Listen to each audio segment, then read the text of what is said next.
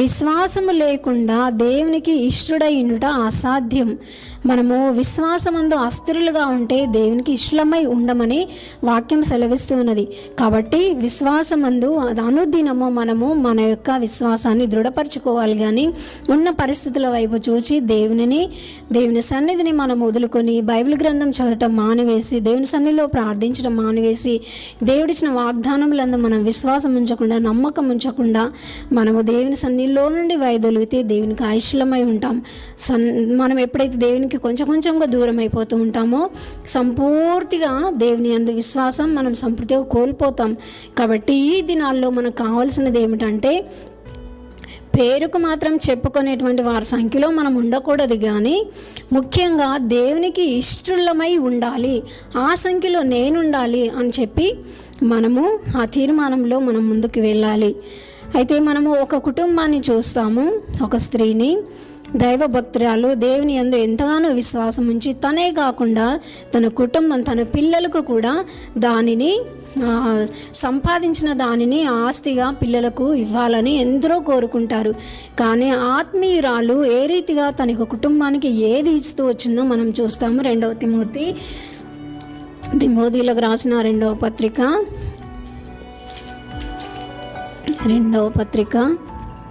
1వ అధ్యాయం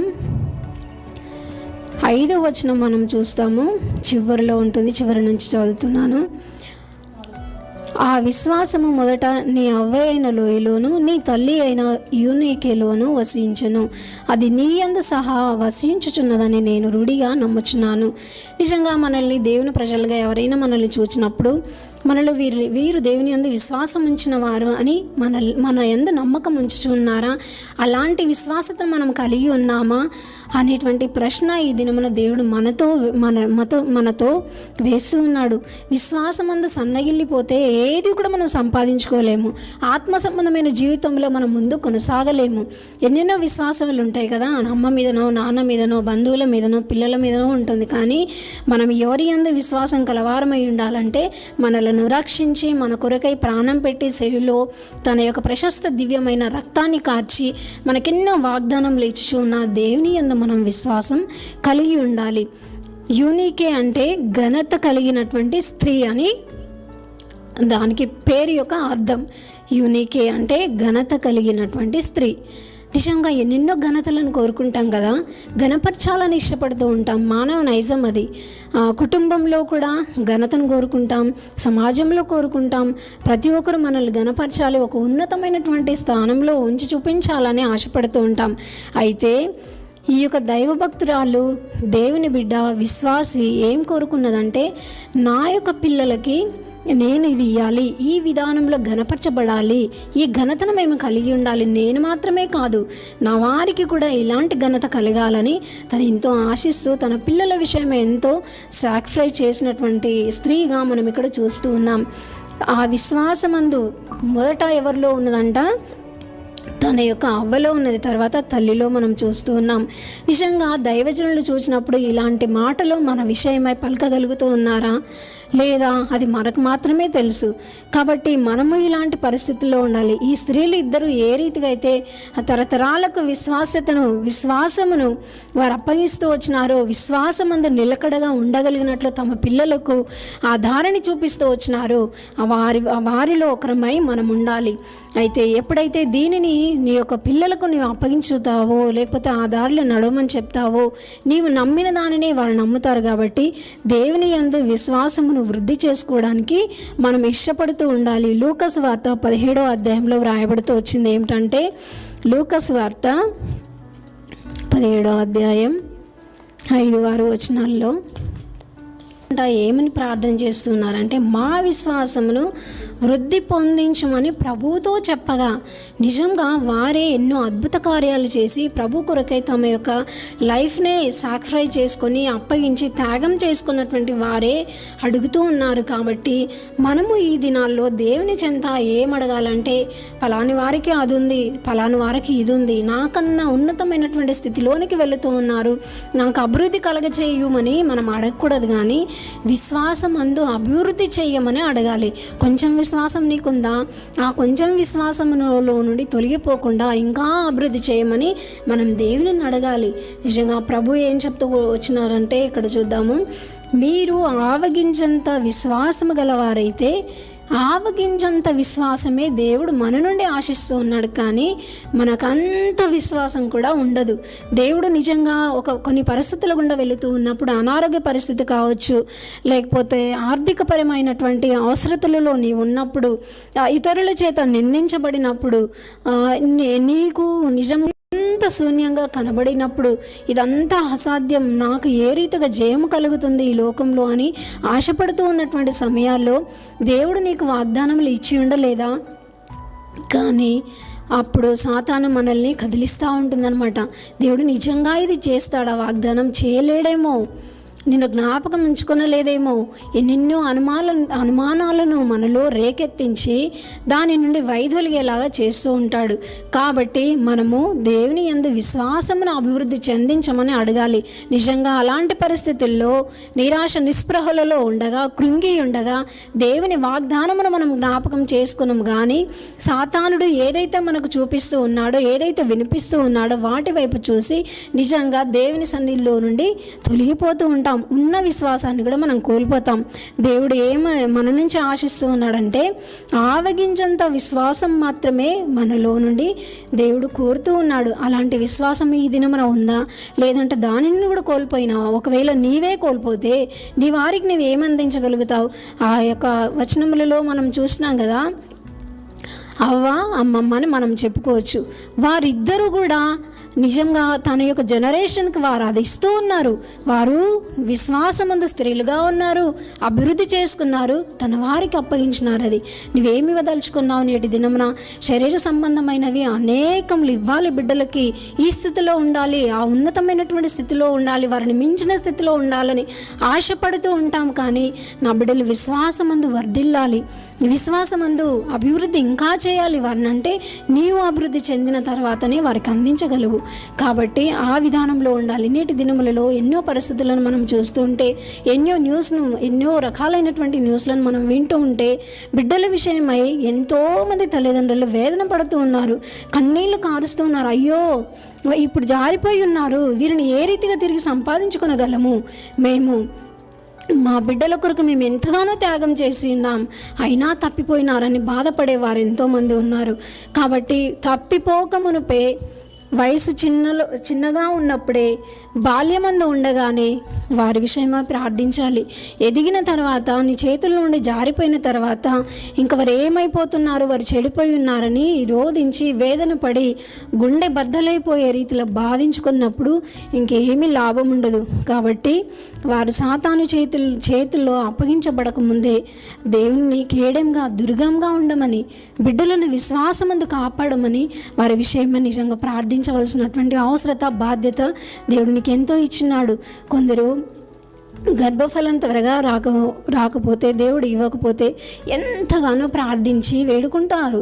ఏమని? ప్రభువా వారికి ఉంది, నాకు లేదు, ఈయనంద నాకు తొలగింపజేయి, ఈ యొక్క బాధలో నుండి నన్ను వెలుపలికి తీసుకొని రా, నాకు విడుదలమ్మని వేడుకుంటూ ఉంటారు. తండ్రి ఇతరులకు ఇచ్చినట్టే నాకు కూడా స్వాస్థ్యాన్ని ఇమ్మని అడుగుతూ ఉంటారు. నిజంగా అడగడంలో తప్పేమీ లేదు. కానీ దేవుడు వారి ప్రార్థనను ఆలకించి ఇచ్చిన తర్వాత, వారు జన్మించిన తర్వాత ప్రార్థించడం మర్చిపోతూ ఉంటారు. కానీ ప్రార్థన ఆరంభం ఎక్కడ చేయాలి అంటే, వారు ఈ భూమి మీదకి వచ్చిన తర్వాత ప్రార్థన మర్చిపోవడం కాదు, కానీ అప్పుడే ప్రార్థన ఇంకా అధికంగా వారి విషయమై చేస్తూ రావాలి. ఆ ప్రార్థనయే యవన ప్రాయంలోనూ, రానున్న దినములలోనూ సాతాను చేతిలోనూ, పాపంలోనూ పడిపోకుండా కాపాడుతూ ఉంది. ఒక తల్లిగా నువ్వు ఎంతవరకు నీ బిడ్డల విషయమై ప్రార్థిస్తూ ఉన్నావు? నిజంగా ఎంతో అలసిపోతూ ఉంటారు కదా, వారి విషయమై నేను ఇంత పనులు చేస్తూ ఉన్నాను నా బిడ్డలను తృప్తిపరచడానికే అని అనుకుంటూ ఉంటాం. కానీ వాటన్నిటినీ కూడా వారికి అందించవలసినటువంటి అవసరత ఉంది, బాధ్యత ఉంది. వారిని తృప్తిపరచాలి. ఆత్మ సంబంధమైన విషయంలో నువ్వు ఎంతగా దేవుని సన్నిధిలో పోరాడుతూ ఉన్నావు. తండ్రి నా బిడ్డలను ఈ స్థాయిలో ఉంచు, వీరి విశ్వాసం నుండి తొలగిపోకుండా నాకు సహాయం చేయమని ఒక తల్లిగా ఈ దినమందు ప్రియమైన సహోదరులారా, దేవుని సన్నిధిలో మనం అడగవలసినటువంటి అవసరత ఎంతో ఉంది. తప్పిపోయిన తర్వాత దేవుని సన్నిధిలో నుండి, నీ కుటుంబంలో నుండి వాళ్ళు జారిపోయినప్పుడు, టీనేజ్లోనూ ఆ పై ఏజ్లోనూ నీ మాట వినక దేవుని సన్నిధికి దూరమై వారు తప్పిపోయినప్పుడు నువ్వు సంపాదించుకోవాలని ఎంతో బాధపడుతూ ఉంటావు, ఆత్రపడుతూ ఉంటావు. కానీ అప్పుడు ఏ విధానంలో కూడా ఫలితం ఉండదు. కాబట్టి ముందే దేవుని సన్నిధిలో మనం ప్రార్థించాలి. అక్కడ చూస్తే ఆ ఇద్దరు తల్లులు కూడా ఎదిగిన తర్వాత, వయసులో పెద్దవారైన తర్వాత అందించినట్టుగా ఉందా?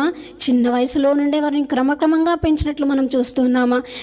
ఎగ్జాంపుల్గా ఎంతోమంది సహోదరులను మనం చూడగలుగుతాం బైబిల్ గ్రంథంలో.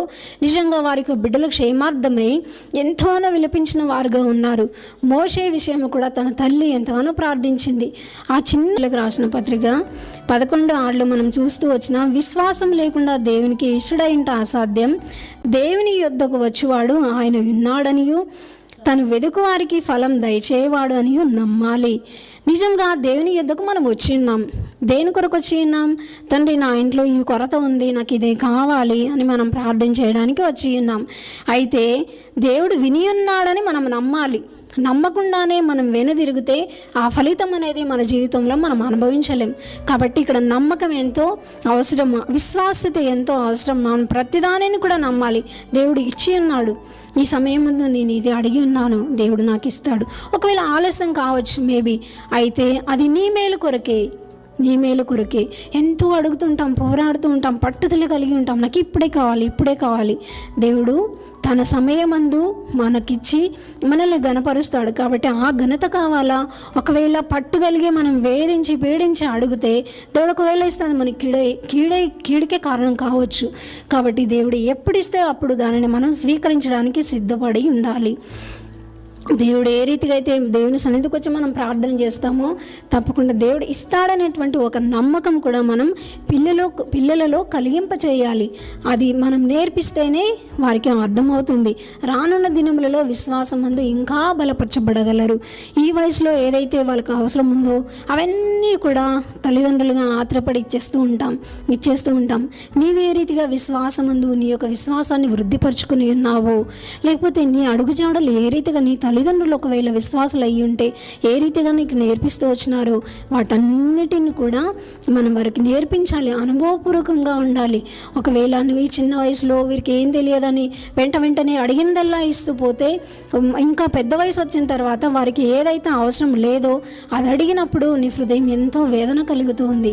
అయ్యో, నేను ఈ బిడ్డకి ఇవ్వలేను, ఇప్పుడు ఇది క్షేమార్థమైనది కాదు, ఇది మంచిది కాదు, అది ఆయనకు హానికరమని, వారికి హానికరమని మనకు వేదన కలుగుతూ ఉంది. ఆ సమయంలో వారు అర్థం చేసుకోలేరు. ఇది వద్దంటే అర్థం చేసుకోవాలి, ఖచ్చితంగా నాకు ఇది కావాలి అనేటువంటి పట్టుదల కలిగిన వారు కూడా ఎంతోమంది తల్లిదండ్రులు ఈ విషయాన్ని బట్టి బాధపడేవారు ఉన్నారు. మ్యారేజెస్ విషయంలోనూ లేకపోతే స్టడీ విషయంలోనూ తల్లిదండ్రులకు ఒకటి ఇష్టమైతే పిల్లలకి ఇంకోటి ఇష్టమవుతుంది. కాబట్టి విశ్వాసంతో దేవుని సన్నిధిలో వచ్చి మనం కలిసి అడిగినప్పుడు వారిని కూడా తృప్తిపరుస్తాం. ఆ రీతిగా దేవుని సన్నిధిలో వారిని కలిపి మనము ప్రార్థన చేయాలి. వారిని వదిలిపెట్టకూడదు. ప్రతి విషయంలో కూడా దేవుని సన్నిధిలో పెంచాలి. యాకోబు 2:17 మనం చూస్తే, యాకోబు 2:17 అలాగే విశ్వాసము క్రియలనేదైతే అది ఒంటిగా ఉండి మృతమైన దగును.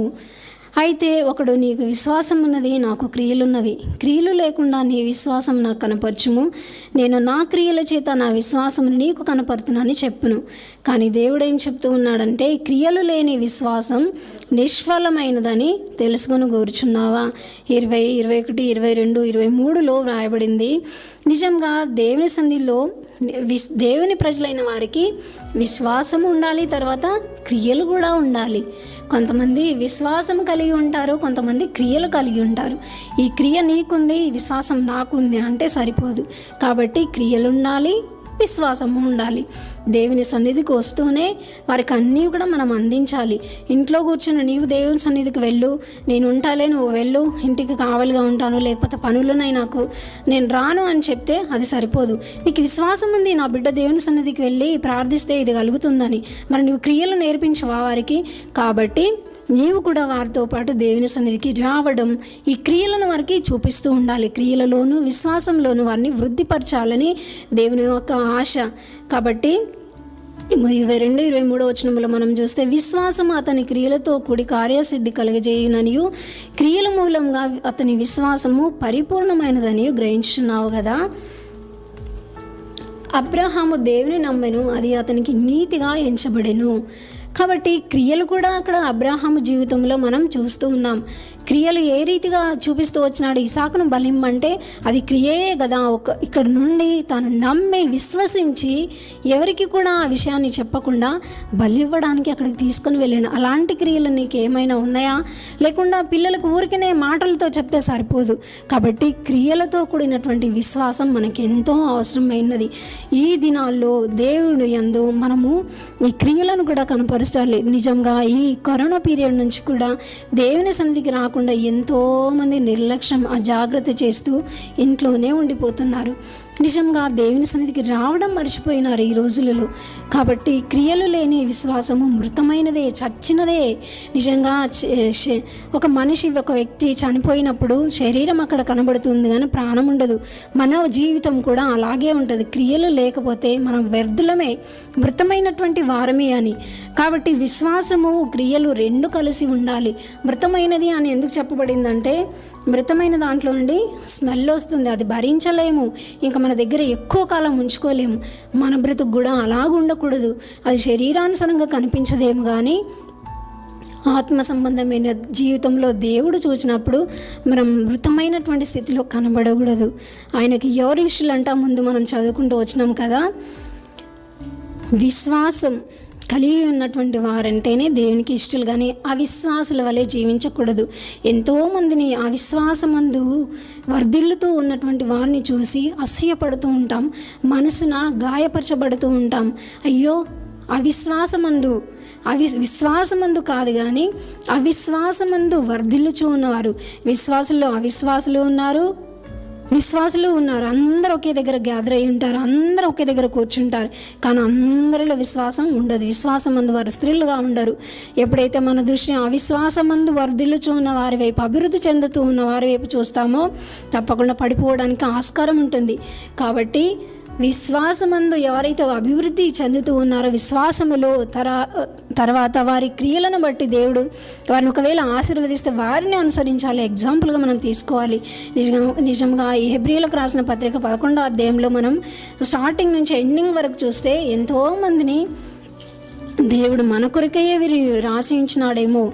నిజంగా మనం ఇంకెవరినో తీసుకో అక్కర్లేదు. కానీ 11వ అధ్యాయం 1వ వచనంలో చూస్తే, విశ్వాసం అన్నది నిరీక్షింపబడు వాటి యొక్క నిజ స్వరూపమై ఉన్నది, రుజువై ఉన్నది అని చెప్పబడుతూ వచ్చింది. కాబట్టి 4వ వచనాన్ని మనం చూస్తాము. విశ్వాసమును బట్టి ఏబేలు కయీను కంటే శ్రేష్టమైన బలి దేవునికి అర్పించను. దేవుడు అతనిని అర్పణలను గురించి సాక్ష్యం ఇచ్చినప్పుడు అతడు ఆ విశ్వాసమును బట్టి నీతిమంతుడనే సాక్ష్యం పొందెను. అతడు మృతి నందియు ఆ విశ్వాసం ద్వారానే మాట్లాడాను. నిజంగా ఈ యొక్క చాప్టర్ అంతటిలో కూడా మనం చూస్తే విశ్వాసం విశ్వాసం విశ్వాసం వీరి ఉన్నతమైనటువంటి స్థితిలోనికి, దేవునిలో అతి సమీపంగా ఉండి దేవునిలో మరణించినటువంటి వారు కూడా మనం చూస్తూ ఉన్నాం. అంత మాత్రమే కాదు కానీ మొదటి యోహానులో మనం చూస్తాము, ఇదే అధ్యాయంలో ఒక స్త్రీని కూడా దేవుడు మనకు చూపిస్తూ వచ్చినాడు.